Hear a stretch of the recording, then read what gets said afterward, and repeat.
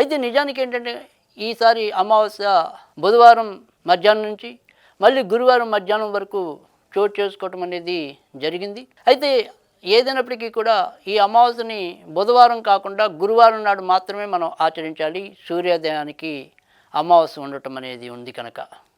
అయితే ఈసారి ఖచ్చితంగా ఏదైతే ఈ అమావాస్య నాడు మనం కొంతవరకు జాగ్రత్తగానే ఉండాలి. ఎందుకని అంటే కనుక అమావాస్య నాడికి సాధారణంగా చంద్రుడు చాలా తక్కువ బలంతో ఉండటం అనేది మనకు తెలుసు. అంతేకాకుండా ఇదే రోజు చంద్రుడు ఈ అమావాస్యకి తన నీచ రాశి అయిన వృశ్చిక రాశిలో సంచరించడం అనేది కూడా ఉంది. కనుక ఇది చాలా ఇబ్బందికరమైన పరిస్థితి. ఈరోజు ఏదైతే ఉంటాయో ఒక్కోసారి మనకి సామాజికంగా చూసుకున్నప్పటికీ కూడా కొద్దిగా ప్రమాదాలు జరిగే అవకాశాలు ఎక్కువ ఉన్నాయి. చంద్రబలం అనేది తక్కువ ఉంటుంది కనుక. తర్వాత రెండో విషయానికి వచ్చేప్పటికి ఏంటంటే ఆకస్మిక పరిణామాలు అది అంటే క్షణికావేశాలతో చేసే తప్పులు కూడా ఈరోజు పెరిగే అవకాశం ఎక్కువగా ఉంటుంది.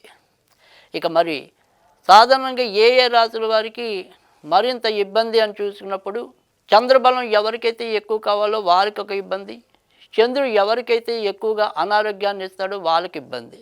కనుక ఎలా చూసినప్పటికీ కూడా ప్రతి రాశికి ఎంతో కొంత ఇబ్బంది అయితే ఉంది. కానీ మరి మేషరాశి వారు ఖచ్చితంగా ఇటు ఆరోగ్య విషయాల్లో వాహనాలు నడిపే విషయంలో జాగ్రత్త తీసుకోవటం అనేది అవసరం.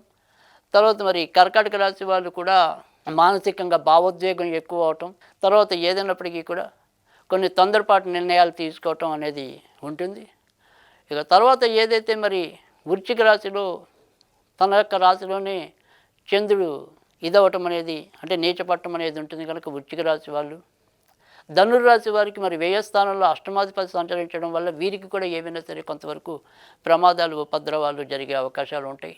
ఇక కుంభరాశి వారికి కూడా వృత్తి ఉద్యోగాల్లో ఇబ్బందులు ఎదుర్కోవటం అనేది అయితే ఉంటుంది. తర్వాత మరి ఏదైతే మేన్ రాశి ఉంటుందో పిల్లల వల్ల సమస్యలు పెరుగుతాయి.